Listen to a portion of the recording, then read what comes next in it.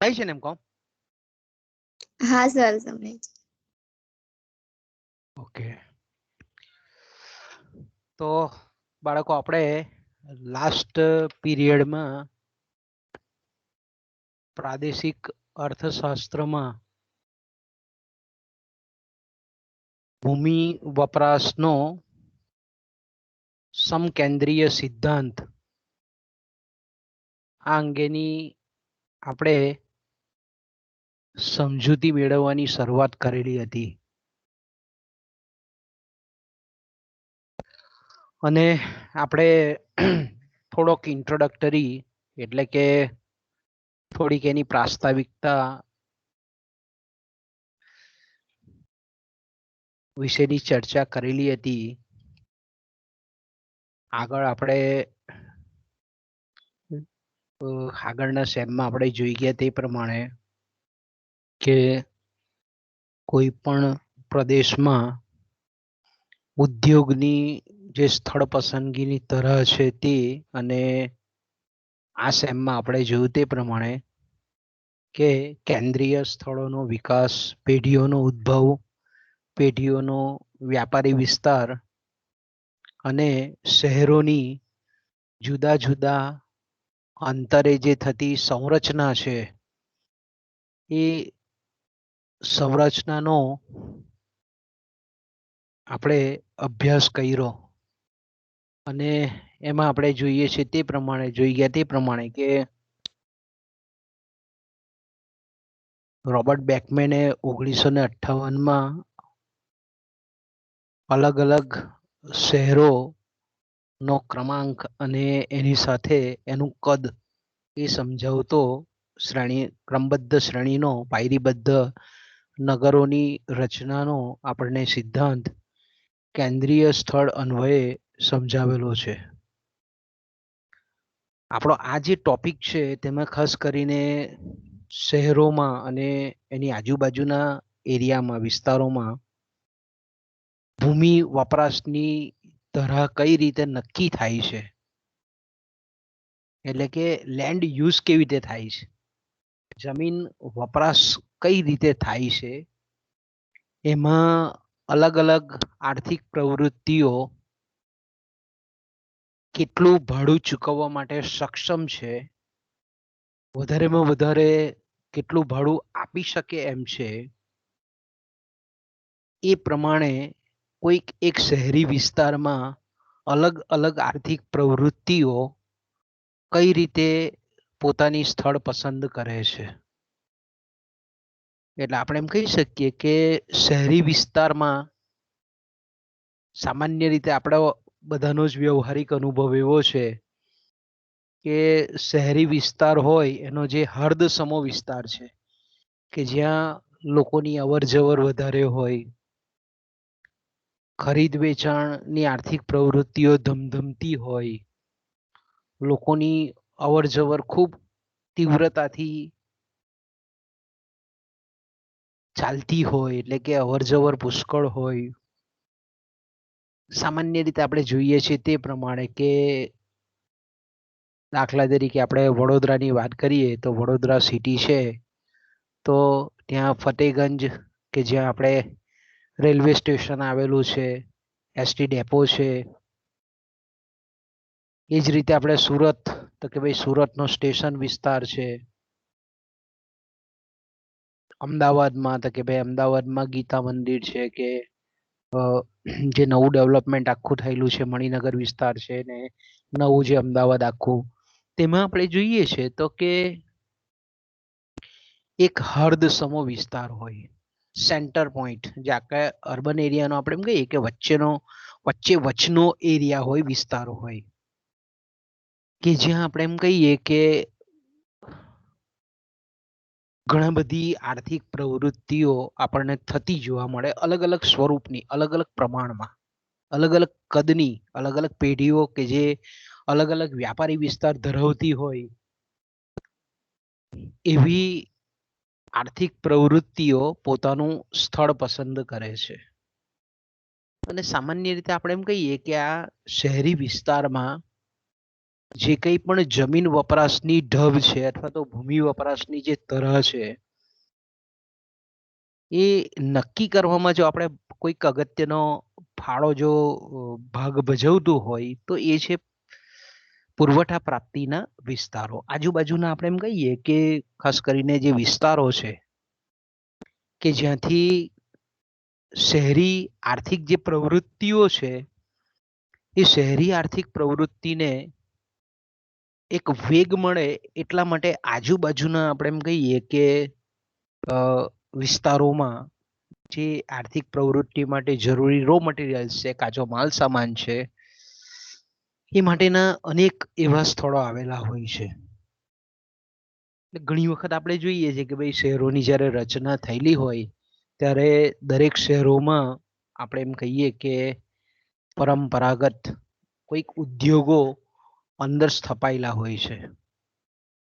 તો આપણે એમ કહીએ કે આ ઉદ્યોગો જે સેન્ટર પોઈન્ટમાં જે છે અથવા તો શહેરી વિસ્તારમાં જે છે સ્થપાયેલા છે એના માટે જે જરૂરી કાચો માલ સામાન છે એ કયા સ્થળેથી અને કેટલા પ્રમાણમાં એ આજુબાજુના પીઠ વિસ્તારોમાંથી આ ઉદ્યોગ અથવા તો આર્થિક પ્રવૃત્તિ લે છે. અને ખાસ કરીને મેં કીધું તેમ કે જ્યારે એ ઉદ્યોગની અંદર શહેરી વિસ્તારમાં સ્થપાયેલા જે ઉદ્યોગ છે એમાં જ્યારે હરીફાઈ પ્રવર્તતી હોય ત્યારે સામાન્ય રીતે કારણ કે ઘણા બધા ઉદ્યોગની ઘણી બધી પેઢીઓ સ્થાનીયકૃત થયેલી હોય છે. તો તે સમયે આપણે એમ કહીએ કે કોઈક એક પેઢી જે આપણે પૂર્ણ હરીફાઈવાળા બજારમાં જે પ્રમાણે જોઈએ તે પ્રમાણે કે ભાઈ એક પેઢી જે છે એક પેઢી ગમે તેટલું ઉત્પાદન કરીને મૂકે તો બજાર કિંમતને એ અસર કરી શકતી નથી. એટલે આપણે એમ કહી શકીએ કે આવા શહેરી વિસ્તારોમાં કે જ્યાં ઔદ્યોગિક પ્રવૃત્તિ અથવા તો આર્થિક પ્રવૃત્તિઓ સ્થપાયેલી હોય એના માટે બજાર કિંમત છે તે ઓલરેડી એ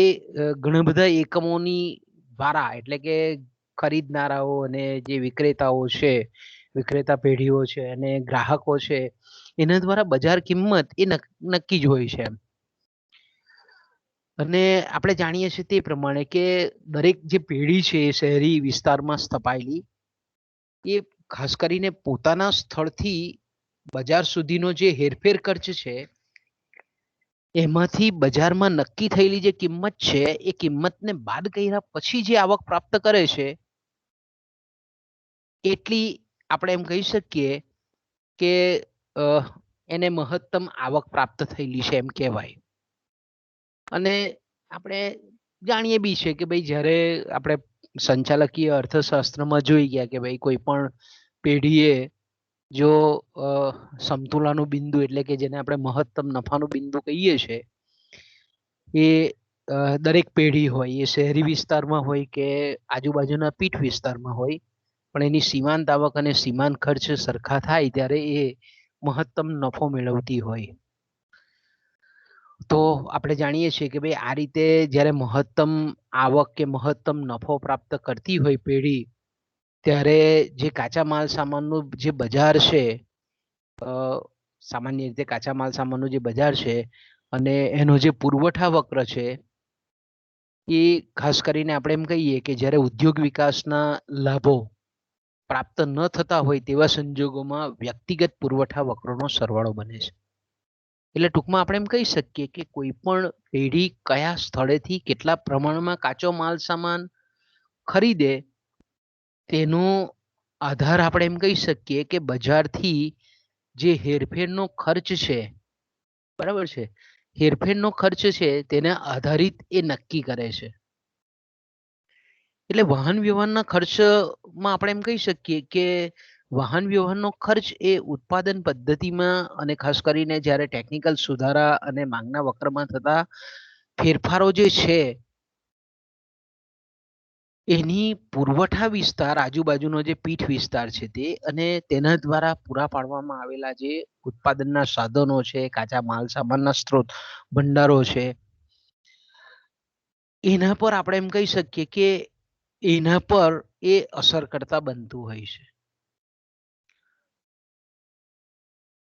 ટૂંકમાં આપણે એમ કહીએ કે આજુબાજુના જે પીઠ વિસ્તાર છે એ શહેરી વિસ્તારના જે બજારો છે, કેન્દ્રીય સ્થળો છે, એમાં મેં કીધું તેમ કે એને માટે જરૂરી એવા પુરવઠા પ્રાપ્તિના તેમજ પુરવઠા પ્રાપ્તિની શક્યતા ધરાવતા જે અનેક વૈકલ્પિક જે સ્થળો છે એ સ્થળો હોવાને લીધે એક પર્ટિક્યુલર શહેરી જે જમીન વપરાશની ઢબ છે અને એના પર સ્થપાયેલા જે કંઈ પણ એકમો છે તેમાં આપણે એમ કહી શકીએ કે કોઈક એક પર્ટિક્યુલર પેઢીનો ઇજારો સ્થપાવવાની સંભાવના ખૂબ નહીવત જેવી હોય છે. ટૂંકમાં આપણે એમ કહીએ કે શહેરી વિસ્તારમાં જે જમીન વપરાશની જે ઢબ છે, બરાબર છે, જમીન વપરાશની જે ઢબ છે આપણે એમ કહીએ એ જમીન વપરાશની જે ઢબ છે એને જો આપણે પહેલા સિદ્ધાંતની મદદથી જો આપણે સમજવી હોય તો મેં કીધું તેમ ગયા પીરિયડમાં આપણે ચર્ચા કરેલી હતી તે પ્રમાણે કે આપણે કેટલીક ધારણાઓ કરવી પડે. બરાબર છે, ભૂમિ વપરાશ કોઈ પણ શહેરમાં લેન્ડ યુઝ પેટર્ન કેવી છે અને એ લેન્ડ યુઝ પેટર્નને આપણે જો એના તત્સમ અથવા તો વાસ્તવિક પરિબળોના પરિપ્રેક્ષ્યમાં જો આપણે સમજવી હોય તો સ્થળ વિષયક સમતુલા પ્રસ્થાપિત કરવા માટે આપણે કઈ કઈ ધારણાઓ કરવી પડે છે એ ધારણાઓને પણ આપણે ધ્યાનમાં લેવી પડે. તો જ આપણે એમ કહીએ કે શહેરી વિસ્તારમાં જે જમીનનું જે ભાડું છે એ કઈ રીતે અલગ અલગ આર્થિક પ્રવૃત્તિની સ્થળ પસંદગીને અસર કરે છે. તો આપણે સામાન્ય રીતે આપણે એમ કહી શકીએ કે આ સિદ્ધાંતની સમજૂતી માટે પહેલા તો આ મગજમાં તમારે ક્લિયર થઈ જવું જોઈએ કે ભાઈ આ સિદ્ધાંત એકચ્યુઅલી આપણને કહેવા શું માંગે છે. આ સિદ્ધાંત શોર્ટ એન્ડ સ્વીટ એકદમ જો ટૂંકમાં એનો ટૂંક સાર જો હું તમને કહું તો આપણને એવું સમજાવવા માંગે છે કે કોઈ પણ શહેરી વિસ્તારમાં કોઈ પણ શહેરમાં જે જમીન વપરાશની એક પ્રકારની ચોક્કસ ઢબ હોય છે, એક પ્રકારની ચોક્કસ તરહ હોય છે, એક ચોક્કસ આપણે એમ કહીએ કે પેટર્ન હોય છે અને એ પ્રમાણે અલગ અલગ જે શહેરી વિસ્તારના જમીનના જે પટ્ટાઓ છે એ પટ્ટાઓમાં અલગ અલગ આર્થિક પ્રવૃત્તિઓ સ્થપાયેલી હોય છે.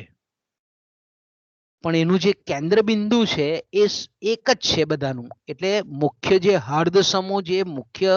જેને આપણે ખરીદ વેચાણનું જે બિંદુ કહીએ છીએ એની આજુબાજુના વર્તુળોમાં પટ્ટાઓમાં અલગ અલગ આર્થિક પ્રવૃત્તિઓ એ સ્થાનીયકૃત થતી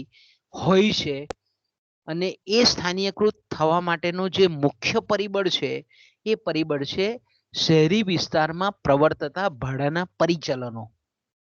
એટલે આપણે એમ કહી શકીએ કે અલગ અલગ આર્થિક પ્રવૃત્તિ કેટલું મેક્સિમમમાં મેક્સિમમ ભાડું ચૂકવવા માટે સક્ષમ છે એ પ્રમાણે શહેરી વિસ્તારની અલગ અલગ જે જમીનો છે, લેન્ડ છે, ભૂમિ છે, એના પર એ આર્થિક પ્રવૃત્તિ ચાલુ અથવા તો સ્થપાવવા માટેની શક્યતા દર્શાવે છે. ઓકે, તો અહીંયા આપણે પહેલા તો આપણે આ સિદ્ધાંતને સમજાવવા માટે ખાસ તો મેં કીધું તેમ કે ભાઈ આ સિદ્ધાંત છે તેને ખાસ કરીને concentric theory of land use pattern કહીએ છીએ, જેને આપણે કોન્સન્ટ્રિક એટલે કેન્દ્રીય, જેને આપણે કહીએ તો લેન્ડ યુઝ એટલે હાર્દ સમા આજુબાજુના હાર્દ સમા વિસ્તારની આજુબાજુમાં કઈ રીતે અલગ અલગ જમીનની વપરાશ થાય છે એ આપણને આ દર્શાવે છે. તો મિત્રો પહેલા તો આપણે એની જે ધારણાઓ છે, તમે પરીક્ષામાં આપણે જ્યારે જવાબ લખતા હોય ત્યારે પહેલા તો આપણે શરૂઆત ત્યાંથી કરવાની કે ભાઈ ભૂમિ વપરાશનો જે સમકેન્દ્રીય સિદ્ધાંત છે તે એકચ્યુઅલી આપણને શું બતાવે છે, તો આપણે એમ કહીએ કે શહેરી વિસ્તારમાં જે અલગ અલગ આર્થિક પ્રવૃત્તિઓ છે તે પોતાનું જે સ્થળ પસંદ કરે છે ભાડાના ભાડું ચૂકવવાની એમની ક્ષમતા પ્રમાણે એ પ્રમાણે અલગ અલગ જમીન અને એનું કદ એ એનો ઉપયોગ કરી શકે છે. તો આપણે એમ કહી શકીએ કે આપણે કોઈ પણ શહેરમાં દાખલ થઈએ તો આપણે બહારથી જો અંદર ઓબ્ઝર્વેશન કરીએ તો આપણને જોવા મળે છે કે ભાઈ ઘણી બધી પ્રવૃત્તિઓ એ આ અર્બન એરિયામાં, શહેરી વિસ્તારમાં આપણને જોવા મળે છે કે ભાઈ હાઈવે પર હોય ત્યારે આપણે જોઈએ છીએ તો કે ખેતરો બરાબર પાકોથી લહેરાતા હોય છે, એટલે કે કૃષિ વિષયક પ્રવૃત્તિમાં સ્થાનીયકરણ થયેલું હોય. આપણે જ્યારે શહેરની બહાર નીકળીએ છીએ, એકદમ બહાર રોડ પર, મેઇન હાઈવે પર, તો આપણને કૃષિ પ્રવૃત્તિ સ્થાનીકૃત થયેલી જોવા મળે છે. જેવા જેવા આપણે એ હાઈવે પરથી શહેરમાં ઘૂસીએ તો આપણને અલગ અલગ પ્રકારની બીજી આર્થિક પ્રવૃત્તિ પણ થતી જોવા મળે છે. તો આ એક આપણે એમ કહી શકીએ કે દરેક શહેરોમાં મોટે ભાગે આપણે એમ કહીએ કે મહદઅંશે તમામ શહેરોમાં આપણને આ જ પ્રકારની ભૂમિ વપરાશની ઢબ જોવા મળે છે એવું નથી, પણ મોટાભાગના શહેરોમાં આપણે એમ કહીએ કે આ પ્રકારની એક ઢબ,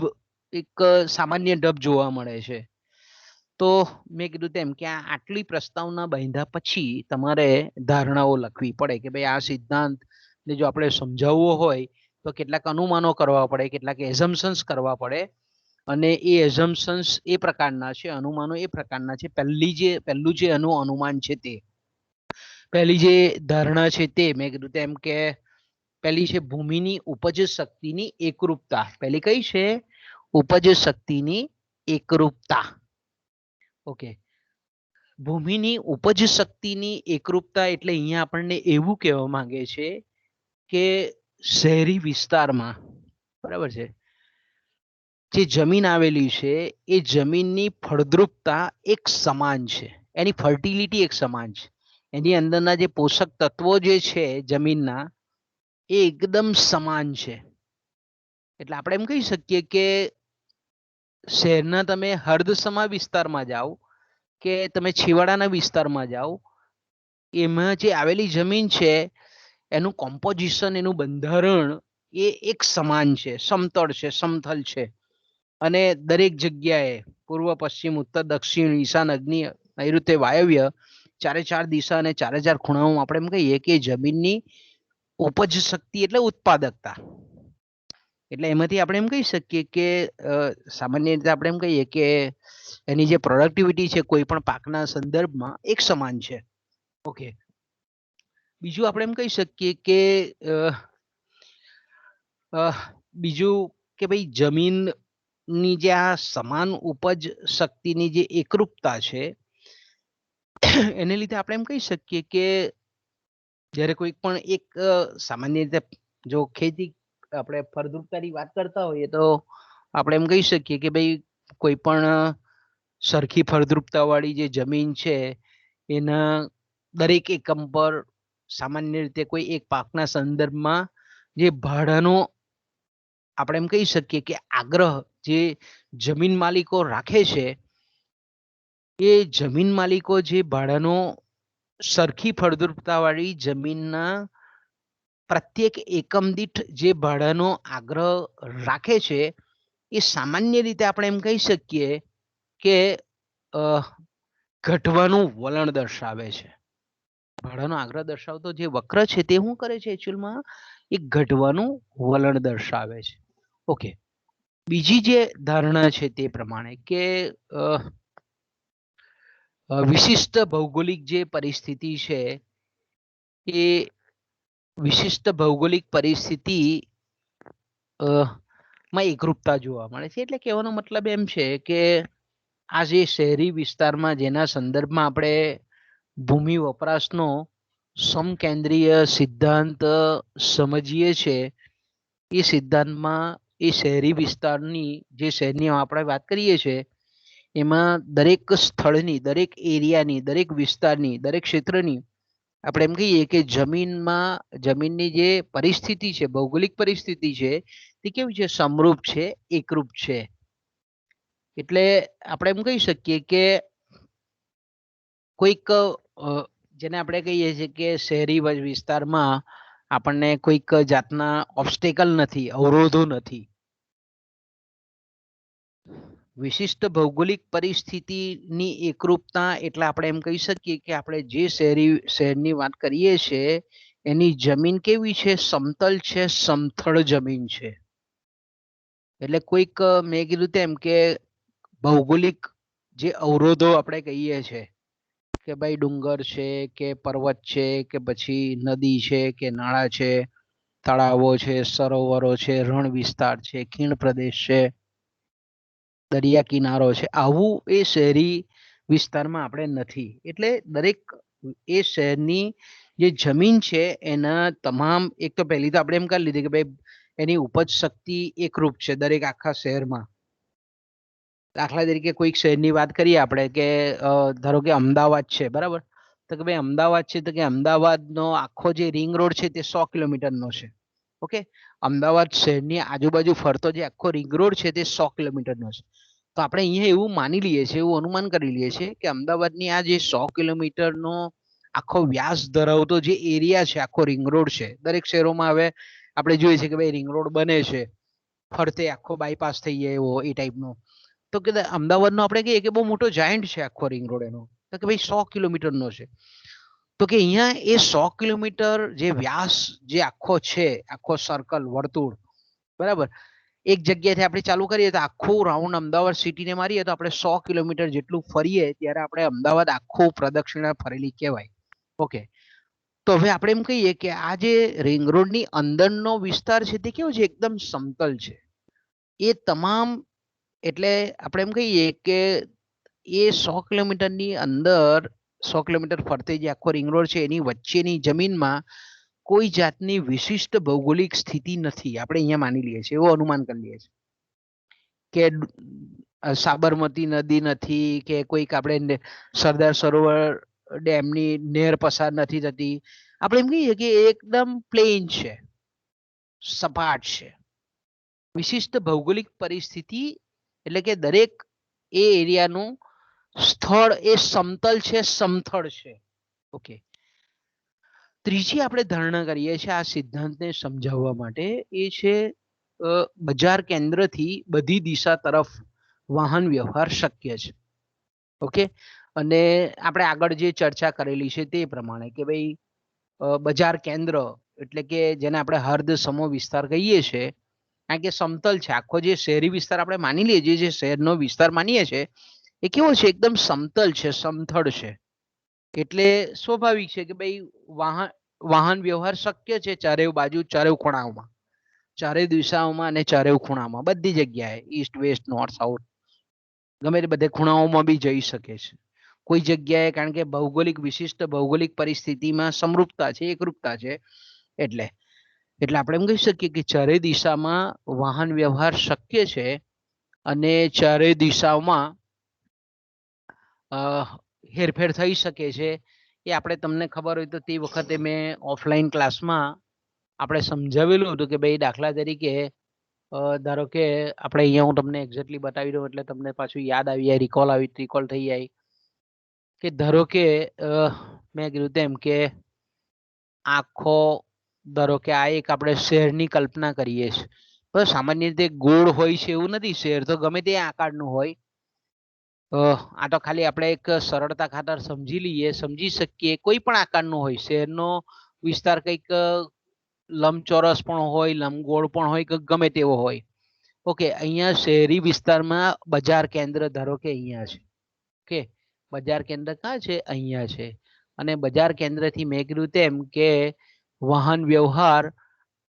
આ બાજુ બી જઈ શકે છે. ઓકે, આ બાજુ પણ જઈ શકે છે, ચારે દિશાઓમાં આ બાજુ પણ જઈ શકે છે અને આ બાજુ પણ જઈ શકે છે, ચારે ચાર દિશાઓમાં, અને આ ચારે ચાર ખૂણાઓમાં પણ જઈ શકે છે. ઓકે, આ બાજુ પણ જઈ શકે છે, આ બાજુ પણ જઈ શકે છે, આ બાજુ પણ જઈ શકે છે. ઓકે, તો અહીંયા હવે કહેવાનો મતલબ શું છે, આ ધારણાનો અર્થ શું થાય, આપણે ઇકોનોમિક અર્થ શું થાય કે ભાઈ આ એવો શહેરી એરિયા છે કે ચારે ચાર દિશાઓમાં અને ચારે ચાર ખૂણાઓમાં વાહન વ્યવહાર શક્ય છે, વાહન વ્યવહારના સાધનો આરામથી જઈ શકે છે. અને બીજું અહીંયા એવું કહેવા માંગે છે કે કોઈ પણ દિશામાં વાહન વ્યવહાર શક્ય છે. અને બીજું અગત્યની ધારણા એવી કરવામાં આવે છે કે બધી દિશા અને બધા જ ખૂણાઓમાં સરખો વાહન વ્યવહારનો ખર્ચ લાગુ પડે છે. વાહન વ્યવહારનો ખર્ચ કેવું છે, સરખું લાગુ પડે છે. કે દાખલા તરીકે અહીંયા આ હર્દ સમૂહ વિસ્તાર છે, એ હર્દ સમા ધારો કે વિસ્તારની વાત કરીએ આપણે, તો અહીંયા આપણે એમ કહી શકીએ કે આ હર્દસમા વિસ્તારથી ચારે બાજુ વાહન વ્યવહાર શક્ય છે અને ચારે બાજુથી દાખલા તરીકે મેં કીધું તેમ કે અહીંયા 20 કિલોમીટર, અહીંયા ધારો કે 20 કિલોમીટર, આ બાજુ આ દિશામાં પણ ધારો કે 20 કિલોમીટર, બધી જ દિશાઓમાં આપણે એમ કહીએ કે 20 કિલોમીટરના એરિયામાં ધારો કે આ બાજુ જાય છે તો 20 કિલોમીટરનો ખર્ચ ધારો કે કિલોમીટર દીઠ આપણે માનીએ કે 5 રૂપિયા છે તો 100 રૂપિયા અહીંયા ખર્ચ લાગુ પડે છે. એ જ રીતે અહીંયા પણ 20 કિલોમીટર ડિસ્ટન્સ કાપે છે તો એનો ખર્ચ કેટલો લાગુ પડે છે? 100 રૂપિયા લાગુ પડે છે. એ જ રીતે આ બાજુ પણ 100 રૂપિયા, કોઈ પણ દિશામાં ચારે બાજુ વાહન વ્યવહાર શક્ય છે અને ચારે ચાર બાજુ અને ચારે ચાર ખૂણાઓમાં બધી દિશાઓમાં અંતર વધવાની સાથે 20 કિલોમીટરનો 100 રૂપિયા ખર્ચ છે, 40 કિલોમીટરનો 200 રૂપિયા ખર્ચ છે, 60 કિલોમીટરનો 300 રૂપિયા ખર્ચ છે. અંતર વધવાની સાથે હેરફેર ખર્ચ, વાહન વ્યવહાર ખર્ચ દરેક દિશાઓમાં સરખી રીતે વધે છે. વાહન વ્યવહાર શક્ય છે અને દરેક દિશાઓમાં વાહન વ્યવહારનો ખર્ચ અંતર વધવાની સાથે વધે છે અને દરેક દિશાઓમાં સરખો છે. ઓકે. અને ચોથું અહીંયા આપણે ચોથી જે ધારણા આ સિદ્ધાંતને સમજાવવા માટે કરવામાં આવે છે તે કે શહેરમાં એક જ બજાર કેન્દ્ર આવેલું છે. શહેરમાં કેવું છે? એક જ બજાર કેન્દ્ર છે. એક જ બજાર કેન્દ્ર છે એટલે એક જ એવો એરિયા છે કે જેને આપણે કહીએ કે કેન્દ્રીય સ્થળથી ધમધમતો વિસ્તાર છે. કેન્દ્રીય સ્થળ એટલે આપણે જાણીએ છીએ તે પ્રમાણે કે અલગ અલગ વેપારી કેન્દ્રો, વેચાણ કેન્દ્રો, પેઢીઓ કે જેનો અલગ અલગ વ્યાપાર ક્ષેત્ર વિસ્તાર હોય એવી પેઢીઓ કે એવા આર્થિક એકમો જે જગ્યાએ સ્થપાયેલા હોય તો તેને આપણે કેન્દ્રીય સ્થળ કહીએ છીએ, વ્યાપારી વિસ્તાર કહીએ છીએ, એને ખરીદ વેચાણનું કેન્દ્ર પણ કહીએ છીએ, એને ટ્રેડિંગ એરિયા પણ કહીએ છીએ. તો કે એક જ આવું બજાર આવેલું છે, એક અને માત્ર એક જ જગ્યાએ આવેલું છે. ધારો કે આપણે એમ કહીએ કે આ એ વિસ્તાર અવિસ્તાર એવો છે કે જ્યાં આ પ્રકારની ખરીદી વેચાણ થાય છે. ઓકે, આકૃતિમાં તમે જોઈ શકો છો મેં બતાવ્યું તે પ્રમાણે કે આ વચ્ચે જે ટપકું છે, આખો આ રાઉન્ડ છે, સોરી સર્કલ છે, એ સર્કલ એ બજારનું એક જ બજાર કેન્દ્ર બતાવે છે કે ત્યાં મેં કીધું તેમ કે ખરીદનારાઓ ખરીદે પણ છે અને વેચનારાઓ વેચે પણ છે. આજુબાજુના પીઠ વિસ્તારમાંથી, ગ્રામ્ય વિસ્તારમાંથી લોકો આ શહેરમાં આવે છે અને આ બજાર કેન્દ્રમાં ખરીદી અને વેચાણ કરે છે. ઓકે, તો હવે આપણે એમ કહી શકીએ કે આ જે શહેર આપણે આવું કલ્પ્યું શહેર, બરાબર. ફરીથી પાછું 4 કલ્પનાઓ આપણે કરી, 4 ધારણાઓ કરી કે ભાઈ આ સિદ્ધાંતને કોઈ પણ શહેરી વિસ્તારમાં જે જમીન વપરાશની ઢબ છે એને જો આપણે સમજવી હોય તો આપણે આ ધારણાઓ કરવી પડે. આપણે એક એવા શહેરની કલ્પના કરવી પડે કે એ શહેરની કલ્પનામાં આપણે 4 ધારણાઓના આધારે શહેરની કલ્પના કરીએ છીએ કે ભાઈ આ શહેરી વિસ્તારમાં આખો જે એરિયા છે એ આપણે એમ કહીએ કે ભાઈ આ જે આખો એરિયા છે એ સમાન, આપણે એમ કહીએ કે ભૂમિની ઉપજ શક્તિ, ફળદ્રુપતા આખા એરિયામાં એક સમાન છે. પછી આપણે જોયું તેમ કે વિશિષ્ટ ભૌગોલિક પરિબળોની ગેરહાજરી છે, એટલે કે જમીન છે તે સમતલ છે, સમથળ છે, એકદમ હોરિઝોન્ટલ છે, કોઈ ઊંચાણ વાળો, ખાડા ટેકરા વાળો કે ડુંગર વાળો કે ખીણ વિસ્તાર નથી. બીજું મેં કીધું તેમ કે દરેક બાજુ વાહન વ્યવહાર શક્ય છે અને દરેક બાજુ આપણે એમ કહીએ કે વાહન વ્યવહાર ખર્ચ સમાન આવે છે. અને બીજું આપણે એમ કહી શકીએ કે એક જ અને માત્ર એક જ ખરીદીનું કેન્દ્ર હોય છે અને તે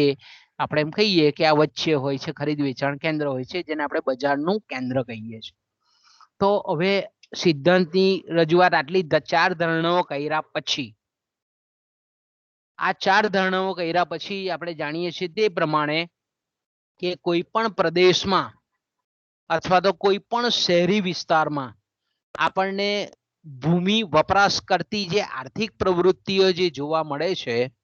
એમાં ખાસ કરીને આપણે જાણીએ છીએ તે પ્રમાણે કે કૃષિ પ્રવૃત્તિઓ, પહેલી આપણે એમ કહીએ કે કૃષિ પ્રવૃત્તિઓ કે જેમાં મેં કીધું તેમ કે ખેતી અને આનુષંગિક પ્રવૃત્તિઓ, કરવામાં આવે છે. ઓકે, અને બીજી જે પ્રવૃત્તિઓ છે જેવી કે શહેરી વિસ્તારની પ્રવૃત્તિઓ, જેમ કે આપણે કહીએ કે મેન્યુફેક્ચરિંગ, ઉત્પાદન પ્રવૃત્તિઓ. ઉત્પાદન પ્રવૃત્તિઓ એટલે આપણે જાણીએ છીએ તે પ્રમાણે કે ભાઈ ખાસ કરીને અલગ અલગ ફેક્ટરીઓ આવેલી હોય છે, એમાં ઉત્પાદનના સાધનોનો ઇન્સ્ટોલેશન કરેલું હોય, મશીનો હોય, માણસો કામ કરતા હોય, કાચો માલમાંથી તૈયાર માલમાં રૂપાંતરણની પ્રક્રિયા થતી હોય. બીજું આપણે એમ કહીએ કે ઘર બાંધકામની પ્રવૃત્તિઓ. બીજી આપણે શું કહીએ છીએ, ત્રીજી પ્રવૃત્તિ આપણને જે જોવા મળે છે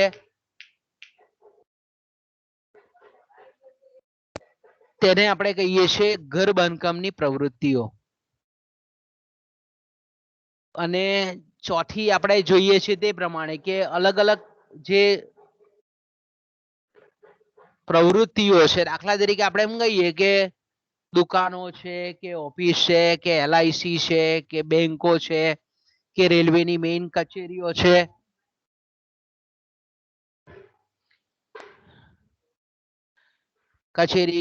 કે આપણે એમ કહીએ કે ધારો કે મેઇન કોઈ પણ બેંકની મેઇન ઓફિસ છે,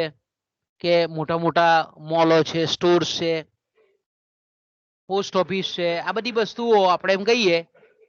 કે શહેરી વિસ્તારમાં આપણને સ્થપાયેલી જોવા મળે છે. એક જ 2 મિનિટ ચાલુ રાખજો બાળકો.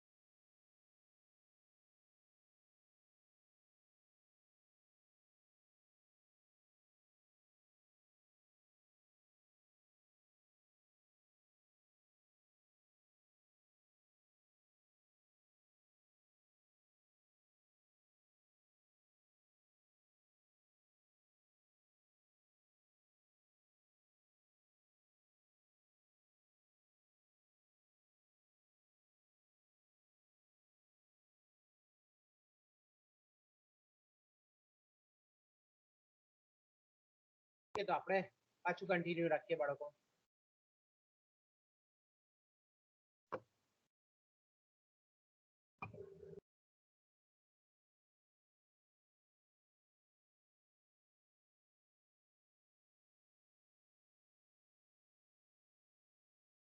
ઓકે, તો મેં કીધું તેમ કે આ 4 ધારણાઓ કર્યા પછી આપણે જાણીએ છીએ તે પ્રમાણે કે અલગ અલગ જે આર્થિક પ્રવૃત્તિઓ છે આપણને જે જોવા મળે છે તે કે ભાઈ એક તો કૃષિ પ્રવૃત્તિઓ જોવા મળે છે, પછી આપણે મેન્યુફેક્ચરિંગ કે જ્યાં પ્લાન્ટ ફેક્ટરીઓ ધમધમતી હોય, પછી રેસિડેન્શિયલ એરિયા અથવા તો ઘર બાંધકામ અથવા તો સોસાયટીઓ હોય, એપાર્ટમેન્ટ હોય, એ જ રીતે અલગ અલગ ગોડાઉનો પણ જોવા મળે છે, ઓફિસો જોવા મળે છે, બેંકો જોવા મળે છે, સ્ટોર્સ જોવા મળે છે, અને અન્ય વ્યવસાયોની પ્રવૃત્તિઓનો પણ એમાં સમાવેશ થાય છે. આ વિવિધ ક્ષેત્રોની જે પ્રવૃત્તિઓ છે તે મેં કીધું તેમ કે બજાર કેન્દ્રથી અલગ અલગ અંતરે આવેલી જે પેઢીઓ છે એ પેઢીઓ દ્વારા કરવામાં આવતી હોય છે. તો આપણે એમ કહીએ કે આ જે શહેરી વિસ્તારના જે જમીનના માલિકો છે એ જમીનના જે માલિકો છે એ કોઈ પણ આર્થિક પ્રવૃત્તિ માટે પોતાની જમીનની માલિકીનું જે ભાડું નક્કી કરે છે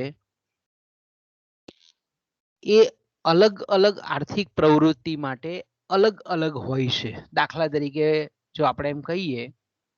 કે ભાઈ જમીન માલિકો જે છે એ ખાસ કરીને આપણે એમ કહી શકીએ કે કૃષિ પ્રવૃત્તિનો વપરાશ કરવા માટેની જે જમીન જોઈતી હોય તો આપણે એમ કહી શકીએ કે એનો જે એકર દીઠ ભાડાનો દર છે એ કેવો હોય છે? એક સમાન હોય છે. પણ મેન્યુફેક્ચરિંગ ઉદ્યોગ માટે, મેન્યુફેક્ચરિંગ પ્રવૃત્તિ માટે જે કંઈ પણ એકમો સ્થપાયેલા હોય છે એના માટે જે આપણે એમ કહીએ કે ભાડાની મહત્તમ જે ટોચ લેવાનો જે આગ્રહ રાખે છે તે મેન્યુફેક્ચરિંગ તમામ પ્રકારની મેન્યુફેક્ચરિંગ માટે અલગ છે, સમાન છે. એટલે મીન્સ કે કૃષિ પ્રવૃત્તિની દરેક આર્થિક પ્રવૃત્તિ માટે એ જુદો છે, જ્યારે મેન્યુફેક્ચરિંગ ક્ષેત્રના દરેક એકમો માટે એ ભાડાનું પરિચલન અથવા તો ટોચ એ અલગ છે. એ જ રીતે આપણે એમ કહીએ કે કોઈક કોર્પોરેટ કચેરી માટેની જગ્યા છે કે ઓફિસો છે, આવી જે પ્રવૃત્તિઓ છે જ્યાં ઉત્પાદકીય પ્રવૃત્તિ નથી થતી પરંતુ જેને આપણે એમ કહીએ ને કે વહીવટીય કામો થતા હોય એવા જે એકમો છે એના માટેના જે ભૂમિના માલિકો જે ભાડું આકારે છે તે કેવું હોય છે? એ અલગ હોય છે મેન્યુફેક્ચરિંગ, કૃષિ, ઘર બાંધકામ કરતા. ઓકે, તો હવે આપણે એમ કહીએ કે ભાઈ આ જે પ્રવૃત્તિઓ છે એ અલગ અલગ આપણે એમ કહીએ કે જે શહેરી મુખ્ય કેન્દ્ર બિંદુ છે અથવા તો આપણે એમ કહીએ કે બજાર કેન્દ્ર છે એ બજાર કેન્દ્રથી અલગ અલગ વિસ્તારોમાં કેટલું મેક્સિમમ આપણે એમ કહીએ કે ઉપરોક્ત પ્રવૃત્તિમાંથી ભાડું ચૂકવવા માટે સક્ષમ છે એ પ્રવૃત્તિ જે પ્રવૃત્તિઓ છે તે દાખલા તરીકે આપણે એમ કહીએ કે જો કૃષિ પ્રવૃત્તિ જો આપણે એમ કહીએ કે વધારે ભાડું ચૂકવવા માટે સક્ષમ હોય તો કદાચ એ શહેરી વિસ્તારમાં પણ સ્થપાય મુખ્ય ભાગમાં. પણ જો આપણે એમ કહીએ કે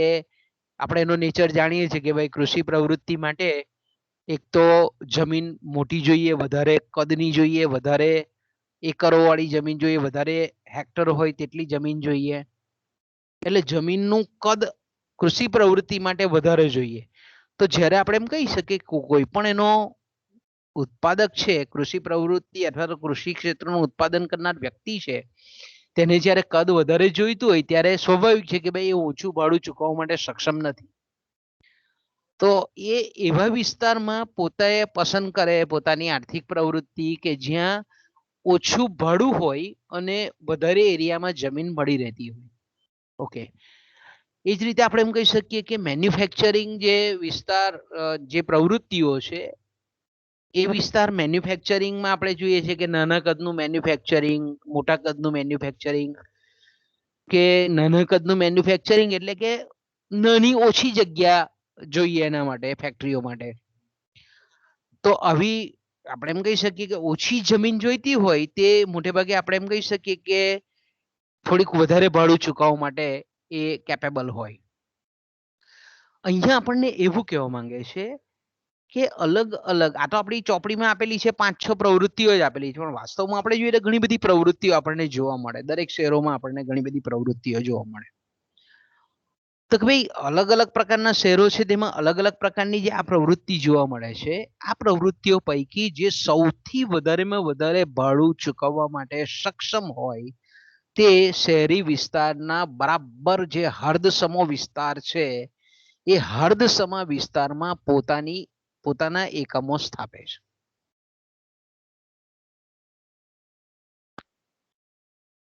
એટલે આપણે એમ કહી શકીએ કે મોટે ભાગે આપણે જોઈએ છે કે ભાઈ આપણા રાજપીપળાની જ વાત કરીએ કે ભાઈ સ્ટેશન રોડ પરની કોઈ દુકાન હોય બરાબર, કારણ કે સ્ટેશન રોડ એ વચ્ચેનો સેન્ટર પોઈન્ટ છે, આપણા હાર્દસમો રોડ છે, બરાબર. તો ત્યાં કોઈક દુકાન હોય તો એ દુકાનના ભાવ અન્ય વિસ્તાર કરતા સૌથી વધારે હોય, તો આપણે એમ કહી શકીએ કે એ સ્ટેશન રોડ પર એવા એકમો સ્થપાય કે જે વધારેમાં વધારે ભાડું ચૂકવવા માટે સક્ષમ હોય. તો આપણે જોઈ શકીએ છીએ કે ઇલેક્ટ્રોનિક સ્ટોર છે, કે મોટા મોટા મોબાઈલ સ્ટોર્સ છે, કે પછી આપણે સોના ચાંદીની દુકાનો છે, કે ઇલેક્ટ્રોનિક્સ વસ્તુઓ છે, એ મોટે ભાગે કયા વિસ્તારમાં પોતાના એકમ નાખે તો કે ભાઈ મેઇન રોડ પર નાખે, કારણ કે આપણે કહીએ કે બજારનો હર્દસમો વિસ્તાર છે, કારણ કે વધારે ભાડું ચૂકવવા માટે સક્ષમ છે. એવી પ્રવૃત્તિઓ એ શહેરના હર્દસમા વિસ્તારમાં સ્થપાય છે. પછી જેમ આપણે એમ કહીએ કે જેમ દૂર જતા જઈએ, એ હર્દથી દૂર જતા જઈએ, મેઇન જે કોન્સન્ટ્રિક એરિયા છે એનાથી આપણે જેમ જેમ દૂર જતા જઈએ તેમ તેમ આપણે એમ કહીએ કે ઓછું ને ઓછું ભાડું આર્થિક પ્રવૃત્તિના માલિકો એ ચૂકવતા હોય છે. પછી આપણે એમ કહીએ કે એટલા માટે આપણે મોટા શહેરોની વાત કરીએ, મુંબઈ છે, દિલ્હી છે, ન્યુયોર્ક છે, ટોક્યો છે, હોંગકોંગ છે, આપણે બધા કહીએ કે આવા મોટા મોટા જે જાયન્ટ કન્ટ્રીના મોટા મોટા જે સિટીઓ છે ત્યાં આપણે જોઈ શકીએ છીએ કે ભાઈ એ શહેરો જે છે તેના જેને આપણે કહીએ કે મેઇન એરિયો છે, એ એરિયામાં મોટે ભાગે એવી આર્થિક પ્રવૃત્તિઓ સ્થપાય કે જે ઊંચામાં ઊંચું ભાડું ચૂકવવા માટે સક્ષમ હોય. આપણે વડોદરામાં જોઈએ છીએ કે ભાઈ રેસકોર્સ વિસ્તાર છે, કે અલકાપુરી વિસ્તાર છે, તો ત્યાં મોટે ભાગે મોટી મોટી કંપનીઓની ઓફિસો આપણને સ્થપાયેલી જોવા મળે. મુંબઈમાં આપણે કહીએ કે કપ પરેડ એરિયા છે, કે વાલકેશ્વર એરિયા છે, કે મેઇન જ્યાં છે ત્યાં આપણને મોટી મોટી કંપનીઓ આખા ભારત દેશની, એ ટાટા કંપની હોય, કે રિલાયન્સ હોય, કે આપણે એમ કહીએ કે SBI હોય, કે પછી LIC હોય, એની બધાની મેઇન કચેરી આપણને આ મુખ્ય વિસ્તારમાં, મુખ્ય જેને આપણે શહેરનું મુખ્ય હર્દ વિસ્તાર કહીએ છીએ, એમાં આપણને સ્થપાયેલી જોવા મળે છે. કારણ કે બહુ ભાડું ઊંચું ચૂકવવા માટે સક્ષમ હોય છે. એટલું ઊંચું ભાડું ચૂકવવા માટે સક્ષમ હોય કે ભાઈ 1 સ્ક્વેર ફૂટના 1 લાખ રૂપિયા, કે 5 લાખ રૂપિયા, કે 10 લાખ રૂપિયા ચૂકવવા માટે પણ સક્ષમ હોય. એટલે સૌથી વધારે ભાડાની ટોચ એ ચૂકવવા માટે સક્ષમ હોય છે. એટલે આપણે એમ કહી શકીએ કે શહેરની વચ્ચોવચ્ચ આ જે વિસ્તારો જે બોલું છું, એ વિસ્તારમાં આપણને આવા એકમો સ્થપાયેલા જોવા મળે છે. એ ભૂમિ વપરાશ એ આવા એકમો દ્વારા થતી હોય છે આવા વિસ્તારમાં. દાખલા તરીકે આપણે એમ કહી શકીએ કે એક ધારો કે આ વિસ્તાર છે, મેં કીધું તેમ કે ભાઈ આ ફિગરમાં દર્શાવેલો જે અવિસ્તાર છે, આ અવિસ્તારમાં આપણે એમ કહીએ કે સૌથી વધારે ભાડું ચૂકવવામાં આવે છે. એટલે આ મુખ્ય વિસ્તારમાં આપણે મેં કીધું તેમ કે ઓફિસો છે, બેંકો છે, મોલ છે, મોટા મોટી કંપનીના કોર્પોરેટ ઓફિસો છે, રેલવેની મેઇન સેન્ટરની ઓફિસ છે, પછી જે મોટી મોટી રાષ્ટ્રીયકૃત બેંકો છે, વિદેશી બેંકો છે, વિદેશી હુંડિયામણની ઓફિસો છે, શેર બજારની ઓફિસો છે, આવી જે ઇવન આપણે કહીએ સરકારી ઓફિસો છે, એમ્બેસી છે, જે આપણે એમ કહીએ કે વિદેશી જે આપણે કહીએ કે અલગ અલગ દેશની જે વિઝા આપતી જે એમ્બેસીની ઓફિસો છે, તે પણ આવા હર્દસમા વિસ્તારમાં આપણને સ્થપાયેલી જોવા મળે છે. કેમ જોવા મળે છે? તો કે એનું મુખ્ય કારણ આપણે જાણીએ છીએ તે પ્રમાણે કે એ ઊંચામાં ઊંચું ભાડું ચૂકવવા માટે સક્ષમ હોય છે. એટલે આપણે એમ કહી શકીએ કે ધારો કે આપણે એક ફિગર દોરીએ કે ભાઈ આ એક ધારો કે આ રીતે છે, અને સૌથી વધારે ભાડું દાખલા તરીકે આપણે એમ કહીએ કે આટલું ચૂકવે છે. આ હું પ્રવૃત્તિ બોલી ગયો તે પ્રમાણે. આ દાખલા તરીકે આપણે અહીંયા જો મૂકીએ, ધારો કે અહીંયા ઉદ્ગમ બિંદુ, આ ઉદ્ગમ બિંદુ એ શહેરોનું જેને આપણે કહીએ છીએ કે ધારો કે આ શહેરોનું મુખ્ય હર્દ બિંદુ છે. ઓકે, શહેરોનું મુખ્ય હર્દસમો વિસ્તાર છે ઉદ્ગમ બિંદુ, અને એ ઉદ્ગમ બિંદુ પર આપણે એમ કહીએ કે મેક્સિમમ ભાડું ચૂકવવા માટે આવી આર્થિક પ્રવૃત્તિઓ, જેને આપણે મેં કીધું તેમ કે ઓફિસો છે, કોર્પોરેટ ઓફિસો છે, મોટી મોટી LICની મેઇન ઓફિસ છે, એ વીમા કંપનીની ઓફિસ છે, મોટી મોટી જે આંતરરાષ્ટ્રીય સંસ્થાઓ છે તેની ઓફિસો છે, બહુરાષ્ટ્રીય કંપનીની ઓફિસો છે,